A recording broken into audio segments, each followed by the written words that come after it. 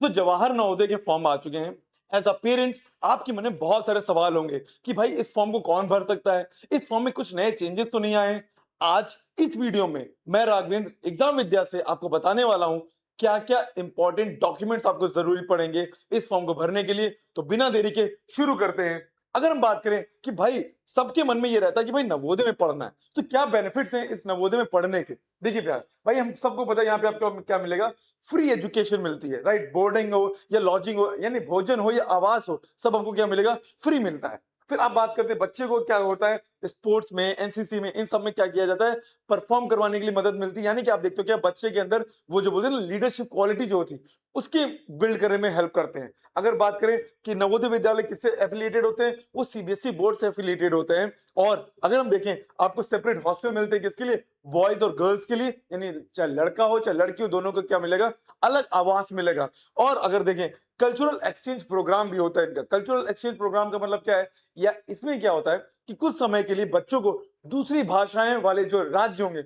वहां भेजा जाता है। इससे क्या होता है, बच्चों में आपस में क्या मिलता है, जो एकता की भावना हम लोग बोलते हैं ना भारत के अंदर है, उसको डेवलप किया जाता है। और अगर बात करें फीस की, बात करें तो मात्र 600 रुपए महीना है, वो भी कब, जब आप 9 से 12 के बीच में रहोगे। और अगर आप एससी, एसटी या बीपीएल या फिर महिला या लड़कियों के लिए क्या है, ये पूरी तरीके से मुफ्त है। यानी एजुकेशन के लिए आप अगर फीस देना चाह रहे हो तो बिल्कुल फीस नहीं देनी है ना। यानी कि आप समझ लोगे क्या जरूरी है।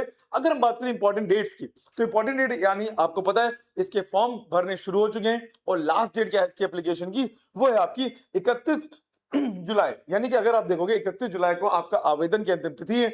और अगर देखें हम लोग कि एग्जाम की डेट जो आ गई है वो कौन सी है, आपकी 28 नवंबर, यानी 28 नवंबर को परीक्षा का दिन भी हो गया है। और ये देखिए सुबह 11:30 बजे ये डेट डिसाइड कर दी गई है कि इस दिन क्या है, आपका आपका एग्जाम है, राइट। अगर हम बात करें कि भाई अगर आपको इसमें कुछ चेंजेस कर रहे हो फॉर्म भरने के बाद, तो आप क्या कर सकते हो, इस फॉर्म को चेंज करने के लिए आपको कहां जाना पड़ेगा, वेबसाइट चेक करनी पड़ेगी। अब नवोदय की वेबसाइट पे जाके आप फॉर्म में अगर कोई गलती होती है तो आप उसको चेंज भी कर सकते हैं, बट कोशिश करिएगा कि वो गलतियां ना हो। अगर हम बात करें कि भाई मार्च में आप देखते हो क्या, जब आपका 28 नवंबर को एग्जाम हो जाएगा, तो आप देखते हो मार्च में आपको परिणाम की घोषणा भी हो जाएगी, मतलब डेट डिसाइडेड है। और अगर देखा जाए सारा प्रोसेस कि भाई रिजल्ट आ गया, उसके बाद जो जो रिक्वायरमेंट्स होगी, जहां जहां बताना होगा भाई, इन शॉर्ट जो जो फॉर्मेलिटीज होंगी वो क्या होंगी, कंप्लीट कर ली जाएंगी। कब तक, आपकी 31 अगस्त 2027 तक, यानी 31 अगस्त 2027 तक सारा एडमिशन प्रोसेस क्या हो जाएगा, समाप्त हो जाएगा। यानी अभी से फॉर्म शुरू भरना शुरू होगा, फिर उसके बाद आप देखो एग्जाम हुआ, और आप देखते हो क्या, अगस्त 2027 तक आपके पूरा प्रोसेस समाप्त। अगर हम देखें इसके लिए, अगर हम बात करें एक और एग्जाम इंपॉर्टेंट डेट क्या है, वो इंपॉर्टेंट डेट है एग्जाम विद्या क्या लेके आया है, एक सिलेक्शन बैच लेके आया है जो क्लास 6 के बच्चों के लिए है। यानी अगर आप चाहते हैं कि आपका बच्चा नवोदय में पढ़े, तो उसके लिए क्या है कि एक सिलेक्शन बैच है जिसमें आप देखते हो कि आपको मिलेगी लाइव और रिकॉर्डेड क्लासेस, आपको कंप्लीट स्टडी मटेरियल मिलेगा, और तो और आपको डेली प्रैक्टिस पेपर मिलेंगे। किस बेस पे, ऐसे क्वेश्चन पेपर्स मिलेंगे जो आपको नवोदय के लेवल के मिलते हैं, राइट। अगर हम बात करें आपको मॉक टेस्ट मिलेंगे, क्विजेस मिलेंगे। इंपॉर्टेंट डेट क्यों मैं बोल रहा हूँ, 11 जुलाई जो है, ये आप सोचो इसका जो प्राइस है वो क्या है। अभी इसका प्राइस आपको मात्र 11 जुलाई तक आपको मिलेगा, 6 बजे तक इसका प्राइस रहेगा 1499 रुपए।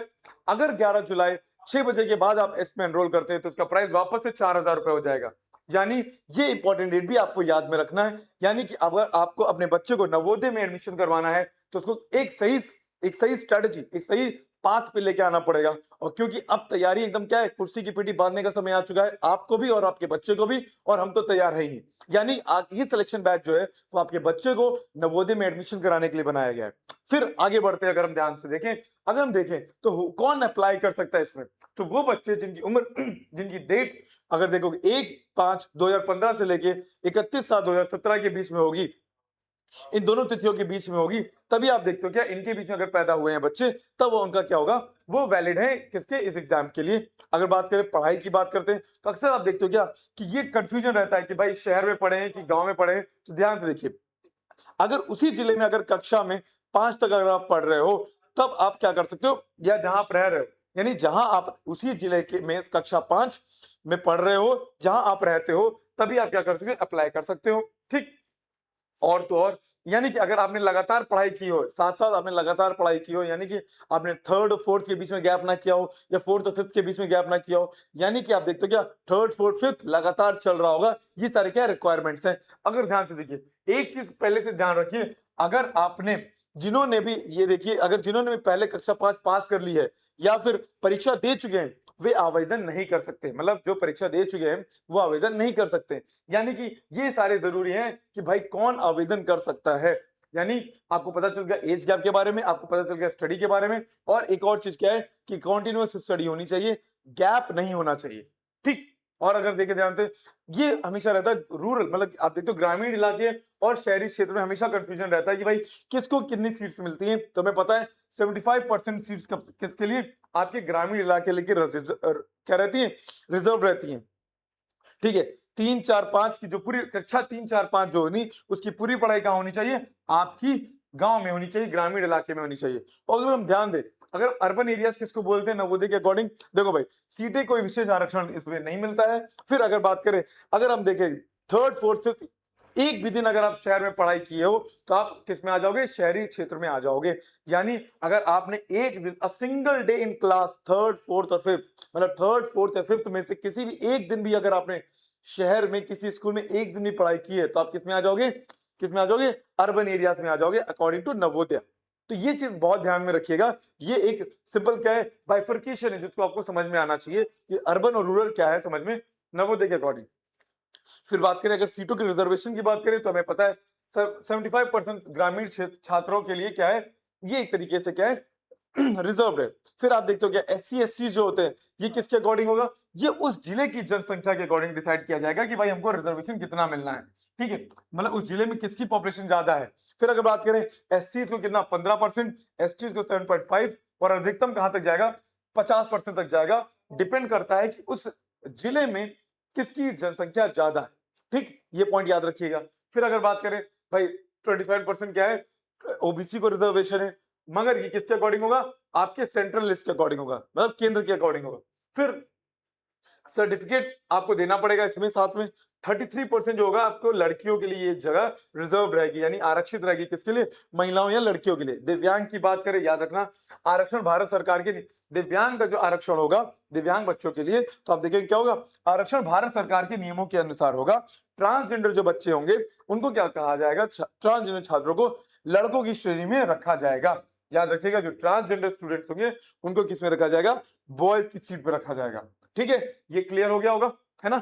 अगर हम आगे देखें, अगर आगे देखते हुए चलें, तो भाई कैसे रजिस्टर करना है। रजिस्टर करने का सिंपल तरीका क्या है, आपके पास आधार कार्ड होना चाहिए, माता पिता का और निवास प्रमाण पत्र भी साथ में रहना चाहिए, क्योंकि ये सबसे ज्यादा इंपॉर्टेंट है। ठीक, अगर हम बात करें, फिर आपके पास आधार, ठीक, अपार आईडी, और आप देखते हो क्या पैन कार्ड होना चाहिए। और उसके बाद देखिए ध्यान से, ये आपको क्या करना है, ये सारी चीजें अपलोड कर देनी किसमें, 10 से 100 केबी के बीच में आपको क्या करना है, अपलोड कर देना है अपने स्टूडेंट की फोटो। ठीक है, और आप देखते हो पेरेंट और स्टूडेंट के सिग्नेचर के साथ। फिर आप बात करोगे स्कूल, और ये चीज बहुत ध्यान से रखिएगा, जो स्टेप 4 है वो क्या है, आपको जो आपका स्कूल है वो ब्लॉक है वो एकदम सही तरीके से चुनना है, किसी और ब्लॉक में मत जरा कर दीजिएगा। क्यों, क्योंकि आपने आपने हम लोग शुरुआत में देखा था, जिस जगह पे आप रह रहे हो उसी जगह पे आप क्या कर सकते हो, अप्लाई कर सकते हो। इसलिए ये बहुत जरूरी है आपको देखने हुए। ठीक, आगे देखें, अगर आगे देखें तो एडमिट कार्ड कब आएगा, एडमिट कार्ड देखते हैं भाई, आपको जब भी एडमिट कार्ड आएगा तो वो आप ऑनलाइन कर सकते हैं डाउनलोड, वो भी फ्री में। ठीक है, अगर हम बात करें सुधार विंडो की बात करें, वो किस लिए होगा, अगर आपको जेंडर, एरिया, कैटेगरी, डिसेबिलिटी या मीडियम चेंज करना होगा, इसके लिए होगा, और किसी चीज के लिए नहीं होगा। और अगर हम एग्जाम की बात करें, तो एग्जाम कब होगा, एग्जाम होगा आपका 11:30 बजे से 1:30 बजे तक। डेट हम लोग को पता है किस दिन होगा। ठीक है, और अगर बात करें तो दिव्यांग जो बच्चे होंगे उनके लिए क्या मिलेगा, एक्स्ट्रा 40 मिनट दिया जाएगा। क्या दिया जाएगा, एक्स्ट्रा 40 मिनट दिया जाएगा। अगर बात करें पेन की, कलम की, तो केवल नीला या काला बॉल पेन उपयोग कर सकते हैं। पेंसिल वहां पे क्या है, वर्जित है, प्रोहिबिट है। हम क्या करते हैं, पेंसिल का इस्तेमाल नहीं करेंगे, सिर्फ बॉल पेन का इस्तेमाल करेंगे, ब्लू और ब्लैक। ठीक, ये चीजें हो गई। और अगर हम ध्यान दें पैटर्न, एग्जाम पैटर्न की बात करें, एग्जाम पैटर्न में अक्सर लोग कंफ्यूज हो जाते हैं। हमें पता है 40 क्वेश्चन जो होंगे, जो कि 50 मार्क्स के होंगे, 60 मिनट मिलेगा किसके लिए, जिसमें आप देखते हो मानसिक योग्यता और आपके पर्यावरण अध्ययन की बात करते हैं। फिर आप देखते हो 20 क्वेश्चन कहां से मिलेंगे, अर्थमेटिक्स से मिलेंगे, और 20 क्वेश्चन कहां से, भाषा से मिलेंगे। यानी कि आप देख रहे हो क्या, यानी कि आपको टोटल 80 क्वेश्चन मिलेंगे, 100 नंबर के, 2 घंटे का समय मिलेगा आपको। ठीक, ये हो गया। ये बात समझ में आ गई। अगर बात करें हर सही उत्तर के लिए आपको कितने मिलेंगे, 1.25 मार्क्स मिलेंगे और कोई भी नेगेटिव मार्किंग नहीं है। तो भाई ऐसा करो, जितने क्वेश्चंस आते हो, नहीं भी आते हैं फिर भी आपको लगता है अगर ये सही है तो हो सकता है वो आपको सही लग रहा हो। कभी कभी गट फीलिंग भी काम कर जाती है। गट फीलिंग बोलते हैं ना, भाई मैं सोच रहा था और वो यही हो गया। कई बार ऐसा होता है कि आपको आंसर पता होते हैं बट समझ में नहीं आ रहा होता है, तब आपकी गट फीलिंग यहाँ पे आपके काम आ जाएगी, क्योंकि कोई नेगेटिव मार्किंग है ही नहीं।